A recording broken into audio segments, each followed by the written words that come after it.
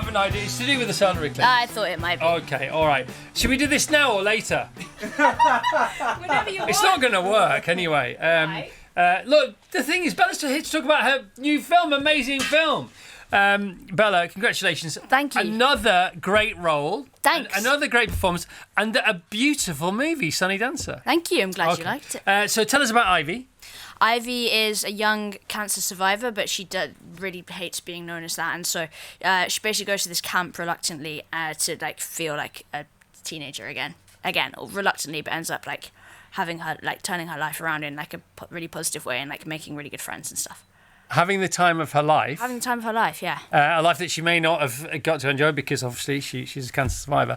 And then all the fun happens and other things too. Yes. And you've already said that you never got to sort of enjoy this kind of time because you've been working since you were 11. Yeah. All right. So how was that all for you? Were you playing catch up at the same time? Yeah, I was like a teenager at 21, basically, for like 7 weeks in Scotland. Right. Which was great fun. I was glad to have it like contained to 7 weeks. People have awful like teenage years, and I feel like I like bypassed it and like cheated and just did it for like 6 weeks on set. What do we say about what goes on in the movie? Because there are some spoilers in there, aren't there? So there are, yes. And there are some guest appearances in there. Yes. Which are in the notes, but I don't know. What have you been saying? So I think it's pretty well known that our friend Mr. Blunt is in the. Right. Is in the film. So James Blunt is in the movie. We can say he's in. James Blunt is it makes a cameo. And he's brilliant as always. Yeah, he loved it. He like literally did it for free. He did it for an EasyJet flight and like came over and stayed in Scotland and had fun with us for a day and then went home. Did he stick around and have a sing song? No, he kept his sing songing to on camera in the movie because he does like to do that. He's happy to stick around and have a bit of a party himself. Okay, next time I'll tell him that. Did you see him again any time after that? I did. Yes. Okay, where might that have been, Bella? Maybe on the Traitors. So, all right, I know. So you've done this. You've done what none of us have seen yet. Yes, and I can say absolutely nothing about it. Nothing whatsoever. Isn't it ironic that you can probably talk about Game of Thrones and The Last of Us more than you can talk about Celebrity Traitors nowadays? Yes, indeed. That's crazy. Yeah, I remember signing an NDA for Game of Thrones when I was like 11, and it's in it like you will say nothing to the end of the universe. Otherwise you won't make it to 12. Yeah, exactly. I was terrified. Now NDA, no, I take NDA seriously. Okay. But less seriously than I used to. So you can't tell us what happened during Celebrity Traitors? No. When is it going to be on? It's going to be on Christmas time, is it? I think later this year. Probably. Autumn. October? Yeah. October is what we're saying, or what we're hearing, from just over there, in fact. You probably heard it too.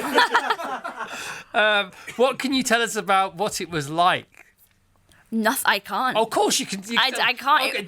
It was an experience. Right. It was an experience. It was an experience. That's my word for it. But there is, you go there, you check in, what? I actually can't. Honestly? No. They're being very, very diligent about all of it. Can you say what you had for lunch? Not really. Not really. No. No. It could give something away. So do you know who's won? No, I know.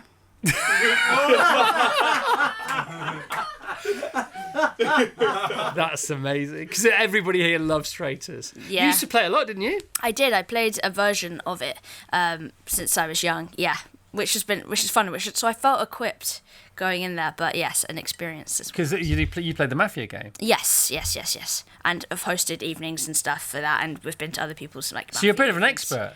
Yeah. Yeah. So you went in there pretty confident. Yeah. Any tips for people playing Traitors? Playing Mafia, you have to fully commit to being. No matter who you get picked as, you have to commit to being faithful. Because even if you get picked in like the game like Mafia or something, if you get picked to be a Mafia person, you have to convince yourself that you're faithful because then you act as such. The trick is not to lie, I think. The trick is to be a great actor, which is what you are. Maybe. It's so unfair on the comedians that are in there as well. I mean, who surprised you that was in there? I loved Miranda Hart. Right.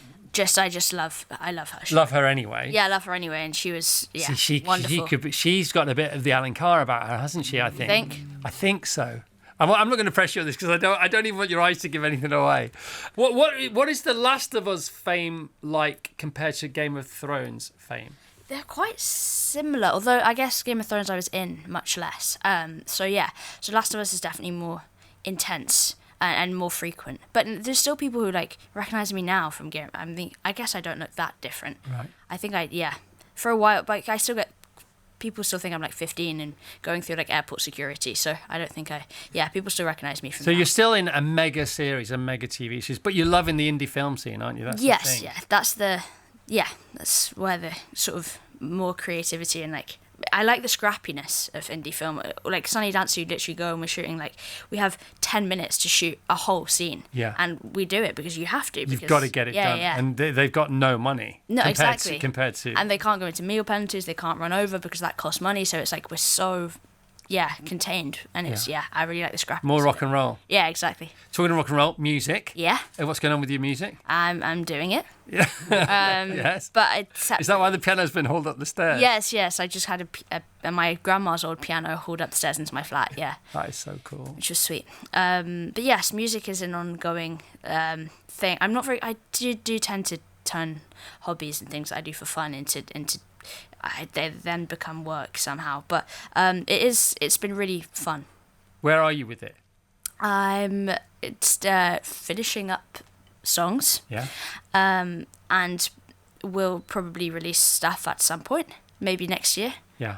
But TBD. You said, haven't you? You don't want to be an actor who does music. You want it to be separate. I want it to be very separate. Yeah. Can it ever be though, realistically? Because you're so famous. I'm gonna try. I mean, even talking about it here, I'm gonna be like, nobody can know that I'm doing this thing because my plan was I'm gonna be quite quiet about it, like just release it gently, quietly into the world. I'm not gonna do much promotion around it and just want it to exist as a standalone thing. Yeah, because I think I don't want to be an actor who does music and people listen to it just because it's me. I want it to stand alone in its own right. Right, let's talk about the solar eclipse. We've been putting it off, but we've got to talk about it. We've been itching to talk. Yeah, I mean, we've all signed the NDAs, but we're just going to break them anyway. We don't care.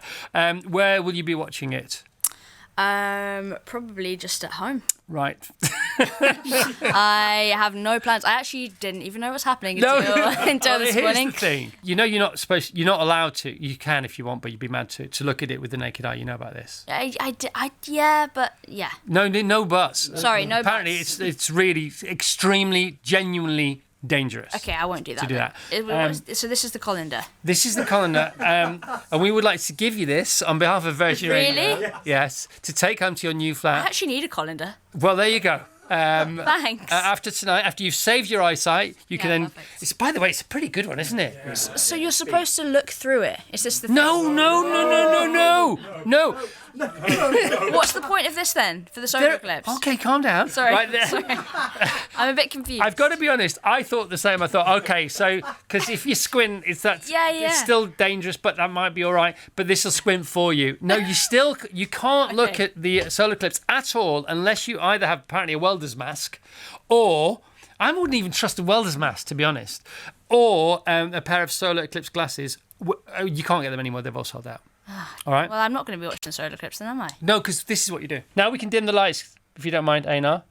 Now look. So that's what. So that's what you're going to see. So let's get that's a bit better there. And then we need the moon. We need the moon. That's what this juggling ball is. I've been wondering. Juggling ball. Well, it's primarily a juggling ball, but now our juggling ball. Right, it's about 6 o'clock. The moon is going to pass in front. Can you do this for us, Bella? Pass in front. Pass in front of the torch. Right. In between. Okay. So the sun, the moon is now passing in front of the. And there, look. That's what you're going to see. Wow. And that's for 2 hours. And then it's going to go back. And then it's not going to go. It's not going to go back. I'm joking. It's not going to back. I'm joking. Okay. And that's your. That's your solar eclipse. There you go. Yay! And isn't it ironic that you're in a film called Sunny Dancer? Sunny Dancer, yeah. All right, but anything else we should tell people about? Other great people in the movie, of course. Yes, lots of great. Earl Cave, Daniel Quintoy, Jasmine Elcock, Ruby Stokes, Conrad Khan, Neil Patrick Harris, Jessica Gunning, James Norton. Yeah. James Only Blunt. a young person's brain can come up with all those names. Thank you. All right, Bella. You had all the fun. Sunny Dancer in cinemas this Friday, 14th of August. Lots of laughs. Yes. We can say there's lots of tears. Lots of tears. Lots of tears. And life-affirming. And it's primarily beautiful. Yes, it's pretty joyful and fun. And I think, hopefully, yes, you'll laugh and cry in equal measure. All right, and now I'm going to try, once we're off camera, I'm going to try and get all the skinny from Celebrity Traitors from Bella off air, and then I'll have it on the air, but I'm not hoping for much. All right, thanks so much. Thank you so much. Bella Ramsey, amazing!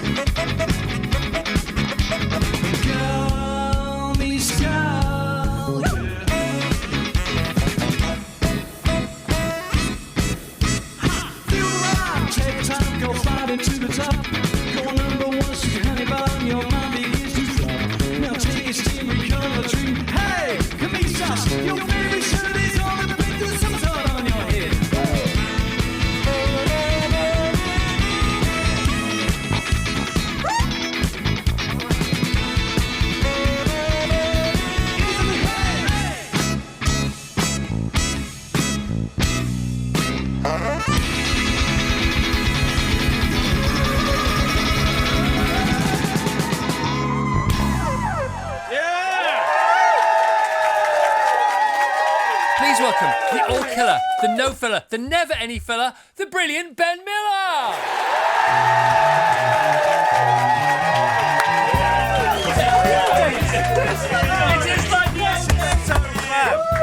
I can't tell you how exciting this is. Come on, yes! Oh. These are the future good old days. Oh, this is the where we future are good right old now. days. So you How just wonderful. witnessed a bit of live radio then, didn't you? Yeah, that's just wonderful. Super live backstage there. Backstage, what am I talking about? Ben, great to have you on the show. Congratulations on the book, man. So much. Here we go. A very dangerous pursuit. So I used my rule when I was reading the book, because there's a rule about reading new books. Do you know about this? I'm keen to be educated. Are you a bit nervous today? I've just written a book, and you've just read it, and I don't know whether you like it or not. I haven't read the whole book. What I did was, because there was loads to do yesterday, and there's kids and holidays to sort out, so I used the rules. So as one matures, right, the rule is you read the book, the beginning of the book. So the first 100 pages minus your age. Right, and after that, if you don't like it, you can put it down. Oh, good. Because you know what, so it's an incentive then. Well, no, the thing is about older. when we're young, no, we got no choice about that. But when you're younger, you pick up a book and you think it's your duty to read it. You know, you feel shame if you don't read a book. Oh, I don't feel that anymore. You don't feel that anymore, no. exactly. And I don't in movies, and I don't in plays. Yeah. I just like. Yeah, I'm with you. You're across the board. Yeah. So I'm 60. So 60 I'm from 60. 100. Congratulations, happy 60th. Yeah. We're 60-year-old twins here. So I had to read 40 pages. Then I could decide whether to carry on or not, and I carried on. He carried on, everybody. Ben, it's great, man. Oh, thank you. It is so good. A very dangerous pursuit. So we have a hero that you've stolen. Yes. Daylight robbery. Tell us about your stolen hero, where you've stolen him from, and why it's okay to steal him. Well, it's okay to steal him because he's the greatest spy character ever created in fiction. So my favourite book, The 39 Steps, he's the hero of it. The 39 Steps, I think, created James Bond. This is my point. It's James Bond, very ruthless, fantastic with women, you're skilled at everything. Richard Hannay, very, very moral, very, very grounded, terrible with women, absolute gentleman amateur at everything. He's got no skills whatsoever. So I think if Fleming could steal him, you could steal him. I think Fleming stole him, and Fleming thought, Richard Hannay's the most popular spy ever created. I'm going to do the opposite. Well, I've gone back now to Richard Hannay, and I want more Richard Hannay stories. So I took the 39 Steps, I rewound 2 years, because this character in the 39 Steps who goes on this extraordinary chase across Britain, hiding under hedges, spies everywhere. Is the milkman a spy? Am I a spy? Are they a spy? So I've gone back 2 years previously. At this point, there's no... He flies on the first plane. Yes, he does. He rides on the very first motorbike. Goes on the Titanic. He goes on the Titanic, Chris, because it's 1912. Guess how it ends? Not how you think. Because it is 1912, isn't it? It's 1912. But it's such a patient, and it's your first grown-up novel. And Ben is a hugely successful children's author. But here you are writing all this stuff, and I'm thinking, how does he know about this stuff? So, with a rueful shake of my head, says Richard, I thumbed a pinch of tobacco into my pipe, lit up and sought solace in the billows of smoke, my gaze roaming the crowds of the bazaar. How do you know how to thumb and pinch some tobacco? I'm a pipe man. Are you? I'm a pipe man. I used to be in the 90s. If I'd been on this show in the 90s, I'd probably have been smoking. Yeah, you'd have filmed Le Pipe. You'd have been allowed to. So obviously you could be in this. It's a movie waiting to happen. It's 1912. You'd be very good 1912. But you're saying you're too old to play Richard. Definitely. Okay, so who do you want as Richard? Oh, I mean, there's so many. You need somebody who you can believe is a soldier. Okay. I mean, handsome yet vulnerable. Okay, absolute wish list. Who do you think? Come on.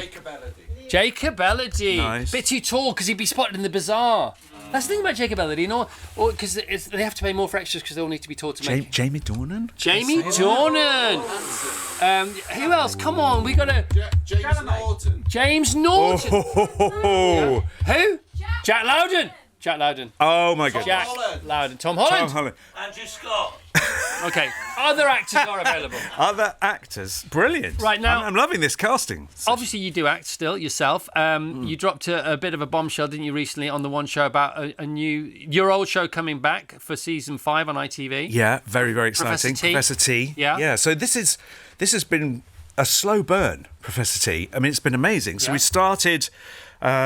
We're now on ITV and Disney, and we're in a whole bunch of, like 130 countries or something. So, like most things in entertainment. How many countries are there? So about 190. This is a good, We've got 60 to go. That's more than Who Wants to Be a Millionaire. Is it really? I think it might be. That's Congratulations. Amazing. Yeah, well, I mean, another series. But as you know, it started quite small, and we've been lucky enough to keep going, and we're really, really starting to find a bigger audience. You say lucky enough to keep going. Not only is season 5 yet to air, but it's in the can, you're also making season 6. Nobody gets a double commission nowadays. Believe me, I know. I know, it's very, very, it's really, really exciting. How do you swing that one?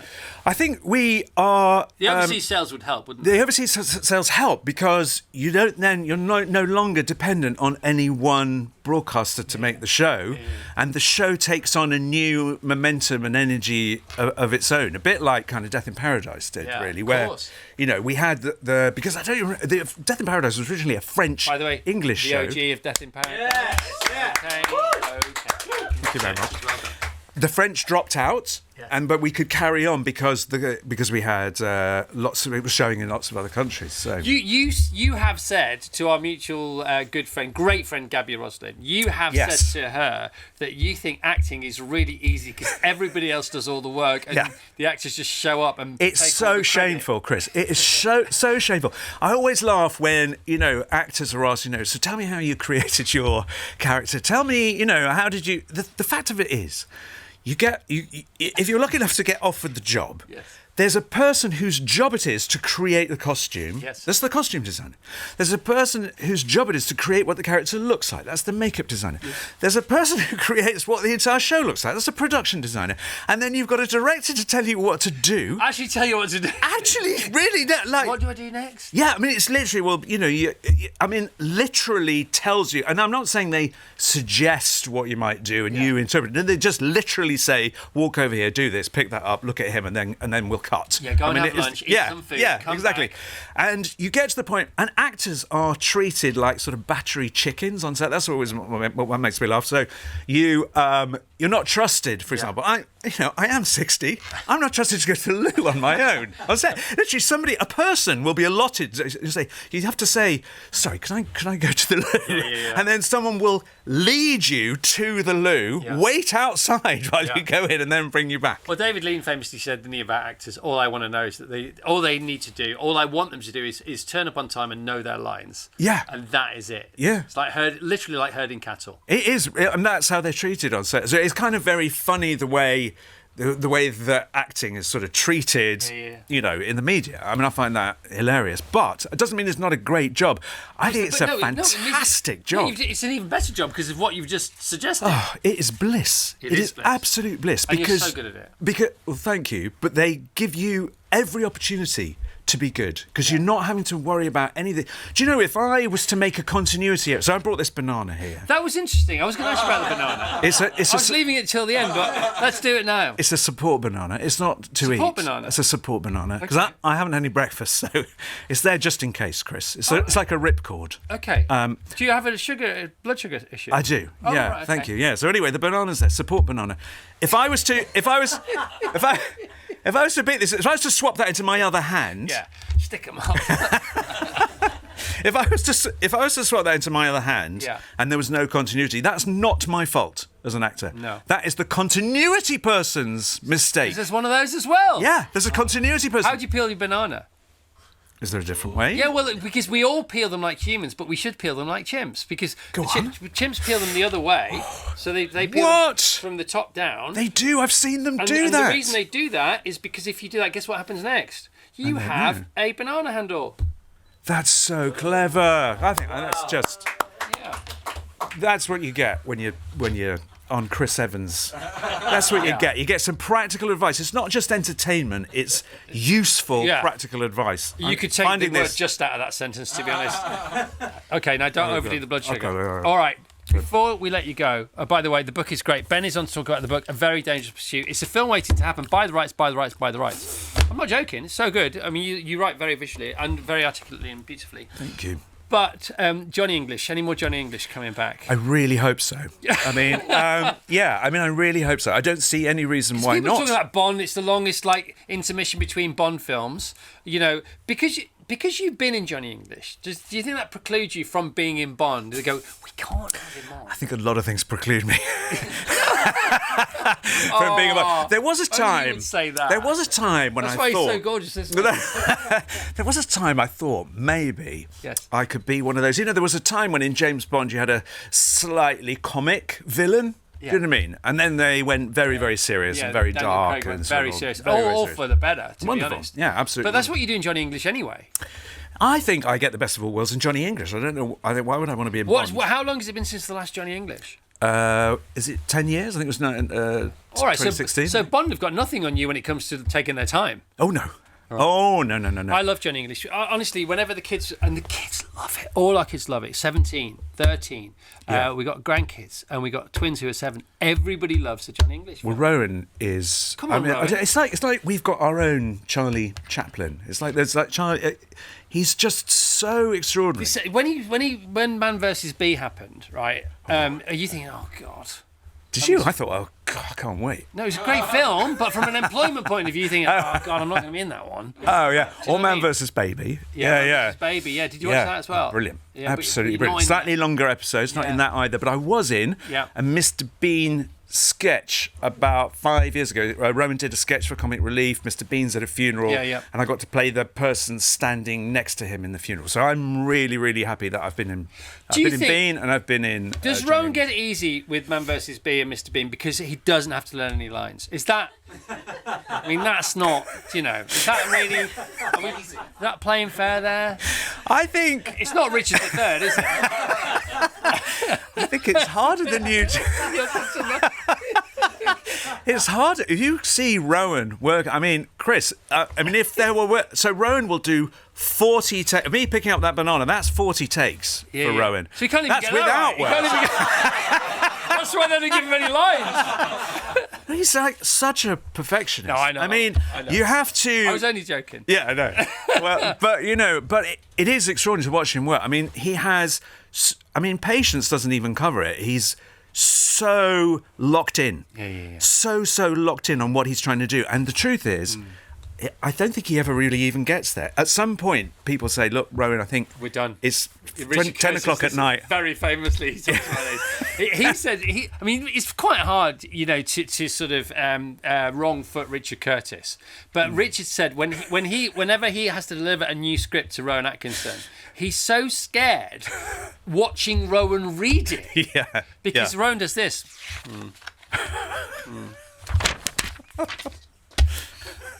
Yeah. And then you can't read his face. He'd be a great poker player. He's phenomenal. I think Richard Curtis and Rowan together. That was the fact that Richard wrote the funeral sketch that I got to do. Yeah, I think they are just extraordinary. Phenomenal. Yeah. As are you, Ben Miller. Ben, it's great to have you on the show. Ben is multi-talented. He's a beautiful human being, which is why people always want to work with him, which is why his shows run. And he says, I am done here. You've got to give this to somebody else now. But this book is his first grown-up one. A very dangerous pursuit. It is gripping. It's a great page-turner. It's one for the sunshine. Oh, yes. For your holidays. For your holidays. Father's Day. Why don't you get Father's Day? When is Father's Day? June. Ish. Okay. Let's hear it for Ben Miller, everyone. Thank you. All right. Love some soul.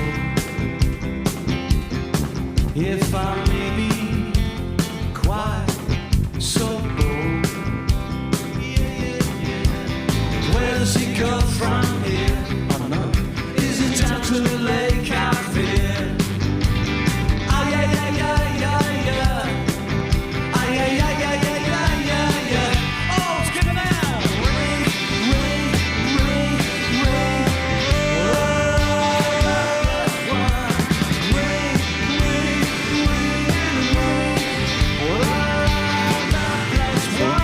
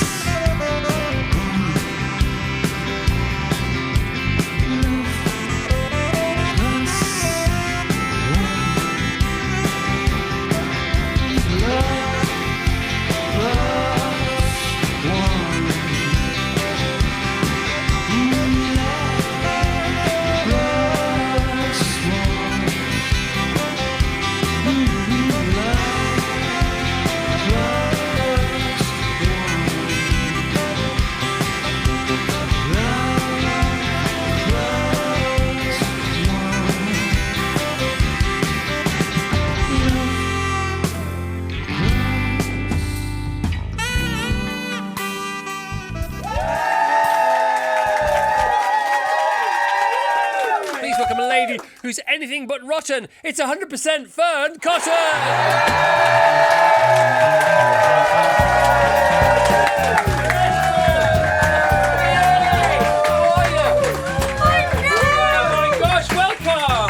That is very overstimulating for this time of day.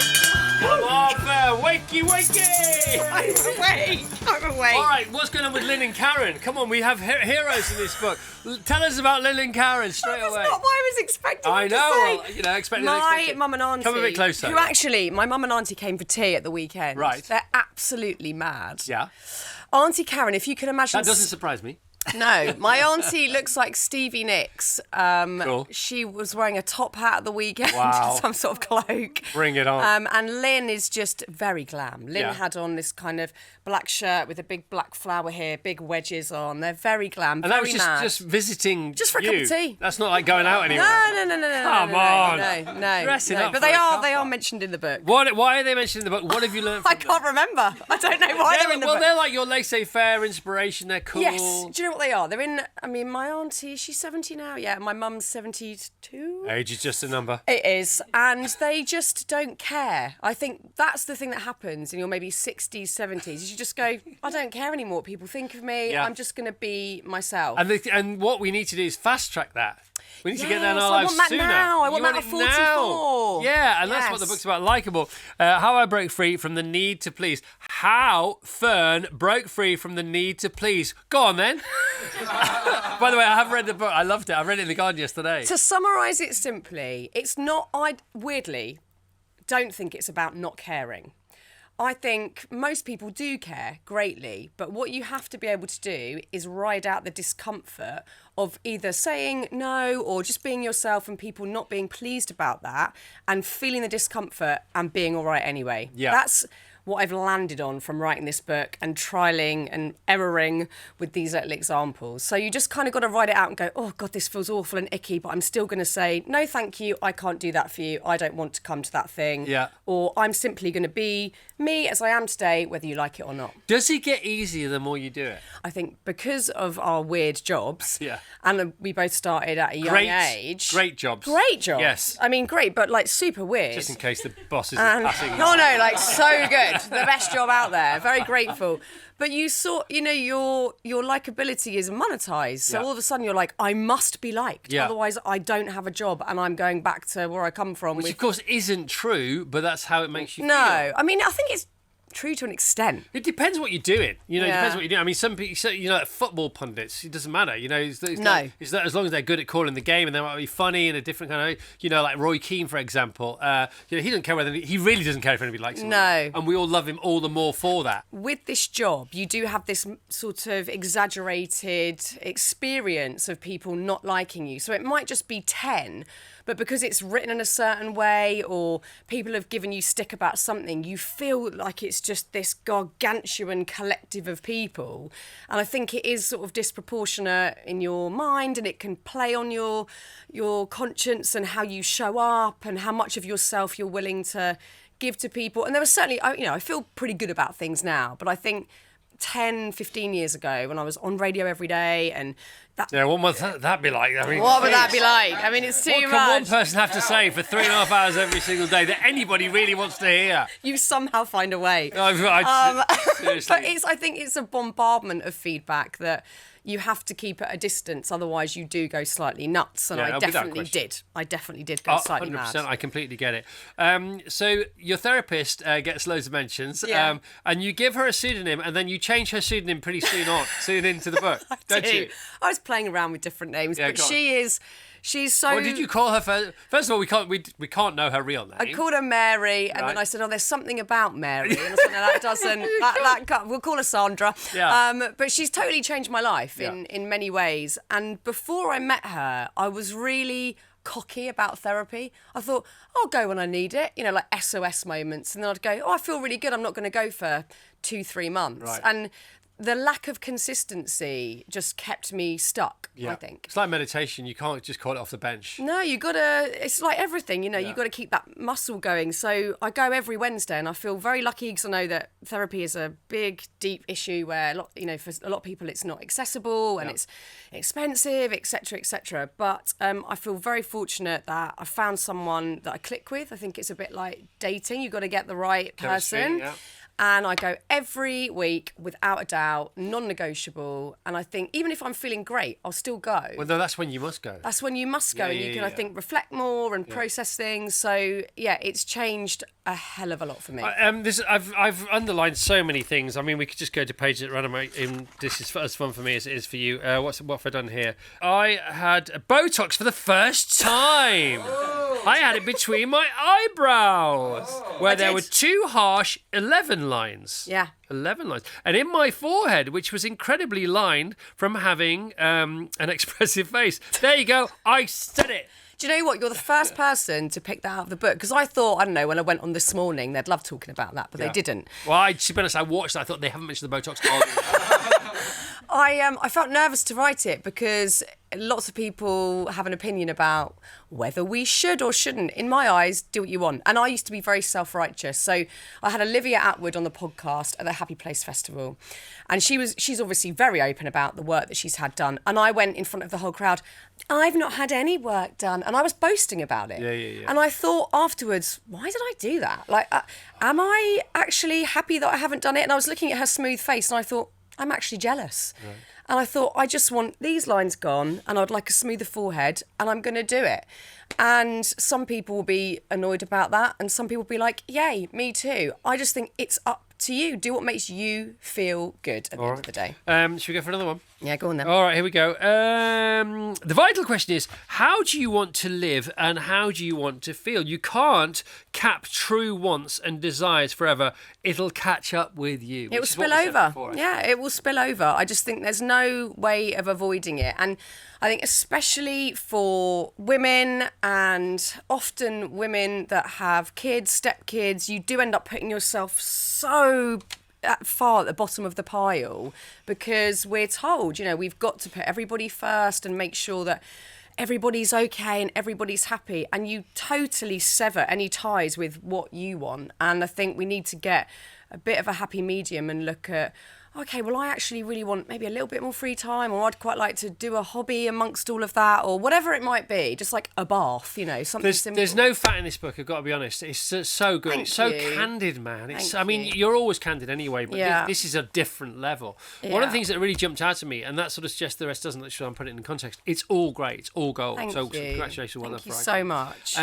Is when you say trying to avoid failure is exhausting, and it's no substitute for success. And by the way, what's success anyway? Exactly. But being so frightened of not succeeding and falling into the trap of therefore never failing is exhausting. I mean, I know exactly what you were talking about when you wrote that, and I thought, oh God, that's so true. Yeah, and I think you kind of stop yourself from learning and growing because none of us want to go through something awful or make a big mess up and everyone point fingers at you. But actually, you learn more in those times than you do when everything is going all swimmingly and everything's all perfect. Yeah. So I still don't want to mess up and have things go wrong, but I know that'll be fruitful in some way. I suppose it jumped out at me because that's one of the things I don't mind. I really don't mind failure. Really? I eat it up, and it just makes me sad for other people that they can't eat it up like that. I think human beings have made mistakes. You go every day, you make more mistakes. You confirm at the end of the day you're a human being still. Yeah, exactly. By the way, I've made loads. I've fallen foul of lots of things that you do talk about in the book, but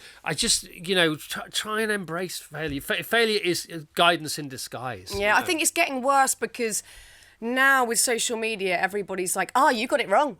You spelled that wrong. You said that wrong. You did that wrong. And it's like, oh my God, because we're all just giving it our best shot and nothing's perfect. So let's just give it a go.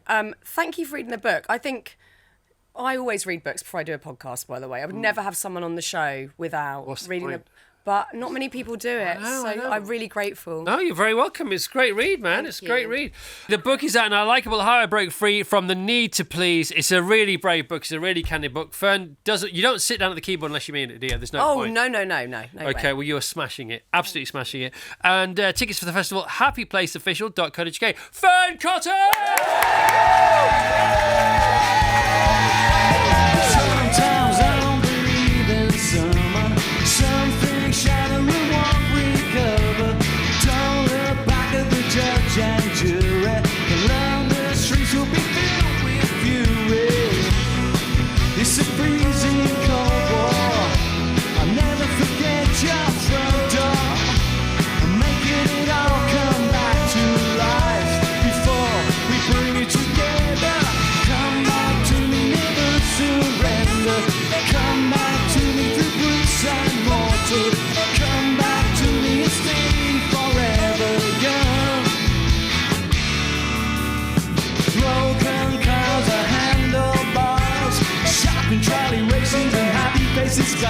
It's a mixed up, kicked in, fish pie, jaguar, foxhole beaver, the four-finger word, yeah.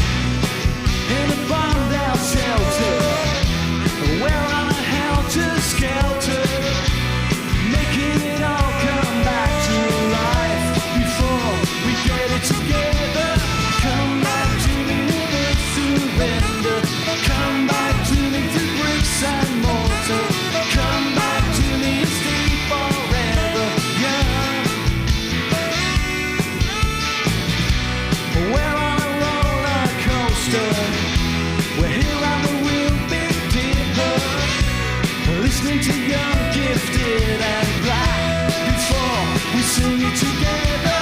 Come back.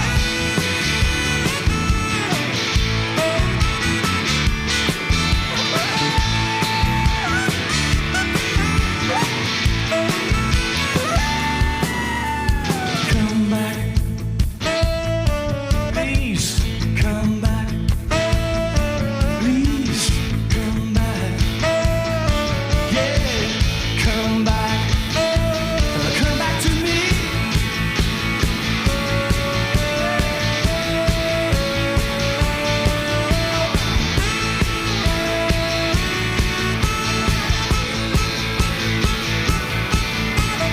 Come back to me. Please come back to me. Yeah, come back to me. Please come back to me.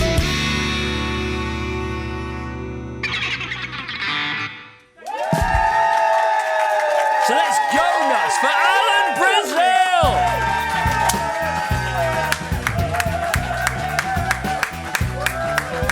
Yes, Alan. Yes, Alan. How are you, pal? Alan Brazil, the legend, is back. I see you've gone to town with the chairs, eh? Yeah. Well, that's yeah. Did you get them from a classroom? Yeah. You're lucky to have that. We had a stool up until your arrival. We should have a throne for Alan, shouldn't we? Alan, you're back. For people who don't know, what have you been through over the last? Well, I've had a transplant, liver transplant. I've known about it for a long time, and there was a bit of cancer on there, and they couldn't make their minds up whether they want to try and laser it out, and then they decided no, it's too dangerous. So we'll put you on the list. I'm like, what? I thought they'd be able to do something like an ablation where they can put something in a tube and drill it and freeze it, drill it and get rid of it. Nah, they said no. And amazingly, I didn't want to do it, but my kids, my family, Jill, said, you're having it, simple as that, you're doing it, right? So no, I've got like 3 daughters, the wife, all on me. The dog even saying, you're having it. Hugo, thanks Hugo, I thought he was my mate. So before I knew it, I get a call. I went on the list on the Tuesday. Now this was remarkable, and I want to make this clear. There was no who you know or favours and stuff like that, because it's NHS. I went on the list on the Tuesday, came in here Wednesday morning with my McCoy's working, and I got a call, amazingly, at 10:15, get to Addenbrooke's Hospital, by the way, who are brilliant. And I went, what? I'm not due there till next week to see the professor. He says, no, you've got to go now. So I got a cab outside, driver, straight down to Cambridge, down the M11, into Cambridge. Said, Mr. Brazil, great, glad you're here. Great news, we've got one for you. I went, what? He says, we've got one for you. We have a liver and it looks perfect for you. It's a great match. He says, this is remarkable, but this fits. We're doing it today. So the wife turns up, she's in tears. And I'm thinking, I can't believe what's happening to me here. I knew, I wasn't feeling great, but I was doing the show, no problem. And before I knew it, I was on my back, bang, wheeled in, and it was amazing going into the operating theatre. I think, this is it. See you later, everyone. I do. To tell you, I thought it was bye-bye. I'm starting thinking about young days and, well, that's been a good life. And I was thinking that. I went in there, and I remember one of the teams looked at me and says, we've got you a good one. This is a good one. This is a perfect fit. Which is what you want to hear, isn't it? And I looked, I went, well, thank God for that. I said, I bet you tell everyone that. She went, no, it's a good one, good one. Anyway, before I knew it, I wake up in intensive care. And I was in there for 3 weeks. Very, very lucky. I died on the old... 45 seconds, yeah, wasn't it? Yeah, 40 seconds. And I said, well, did you get the old jump leads on? They went, no, it came back. You came back. I don't know if James Whale was up there saying, "Let me help you, Alan. Up you come, up you come." Oh, not him. Up you come. No, stay away, Brazil. Go back. Anyway, I went back, and I feel brand new now. Good for you, mate. Round of applause. Come on. And the NHS. And, What did you say? There was one nurse at night to 13 beds. Yeah. It's chaos down there. What a job they do. The Professor Gibb, who looked after me, who operated. I can't tell you how good these people are. They deserve 10 times the money they get. Yeah. And the nurses, because they get a bit of abuse as well. People there, I wanted to knock one guy out. He was so abusive to the nurses. No, I did. I thought, if it weren't for this, mate, I'd stick one on you. So what they put up with is, in management, the management's got to be better in NHS. It has to be better, and we have to find some more money, a lot more money. They've been brilliant to save my life. Wow. And it's not just one day, is it? It's day in, day out. What they go through on a shift. My mum was a nurse for most of her life, and what they go through, you know, in one shift. You know, it's like boot camp for us, wasn't it? Yeah. One day in their shoes. Yeah. You know. Well, I can tell you, and some people are luckier than others. I was great because I didn't have a lot of problems after the op. I was just resting. I had loads of scans and loads of bloods. They wake you up in the middle of the night, blood pressure. So it's hassle. But some people can handle it and some can't. People were screaming, "Leave me alone, I want to sleep. I need to..." Oh, it was on the ward, it was horrible. Crazy. But they looked after me brilliantly, I can't tell you. And so how long has the rehab been? I've been 3.5 months now. Right, and what have you got up to? Not a lot. No, the classic was I went down to Marbella a few weeks ago because my wife has been brilliant. She's been stunning, pills, drive me here, drive me there. And I said, "Come on, let's go away for a couple of weeks." And I'm at my favourite beach bars, brilliant. Sun was shining. The weather was like this. And I'm thinking, what am I doing here? What am I doing here in Marbella? I'm not allowed in the sun. I can't booze. I can't have shellfish. I might as well go back to Scotland on holiday. Because you're never allowed to go in the sun again. Is that a thing with liver transplants? Not full sun. Not full. I can get a Panama on and stuff like that. And did you have the Seville oranges? Have you had that? I'm not allowed them. It's you can have oranges, but you can't have Seville oranges. And I'm not allowed grapefruit, shellfish. Grapefruit as well. I never have grapefruit anyway. Yeah, but you wouldn't be allowed it. No, I think. no. There's a few things you've got to be careful. Well, you look so well, and you're back on breakfast. Was it fine slipping back into the shoes? I really was. I thought 4 hours talking. Am I going to fatigue halfway through? Yeah. Felt brand new. Of course you did. Felt brand new. Next week I'm doing my normal 3 days. Right. And at the moment it's just it's all plain sailing. I should touch wood. No, absolutely. And Ray Party Parlour's back as well this morning. Yes, yeah. So I've been getting started. I'm not one of these guys now who goes around and say, "Oh, Ray, be careful what you're drinking." I'm not like that. I had a big lunch, 7-hour lunch yesterday. Yeah. With people in the courtyard in the city. But zero booze. Nothing. I've not had a booze for 14 months. And that's it from now on. Now on, finished. Not a drop. No. Okay. And you like that? I can do that. Of course you can. And you're back on Virgin Radio Legends, so this is great. I love it. Because you love the numbers are good. Oh yeah. I love it. The numbers are strong. But it brings back so many memories when I was a kid. Because my brother was 7 years older, and he got into Creedence Clearwater Revival and stuff like that, and all the American music, America, Tom Petty. Yeah. And I grew up, and then I went to America for 3 months. I know you love it. Yeah. I was out there in 1978. And it was just magic. The music scene was brilliant. Yeah. I fell in love with American music. Okay, so listen to Alan on TalkSport Breakfast for free on the TalkSport app, online and on your smart speaker. Alan is also back on Virgin Radio Legends on Saturday. Right, I'm getting the wind up here. Not the usual wind up, a different wind up because you've got to go back on TalkSport. Let's hear it for Alan Brazil. Alan Brazil.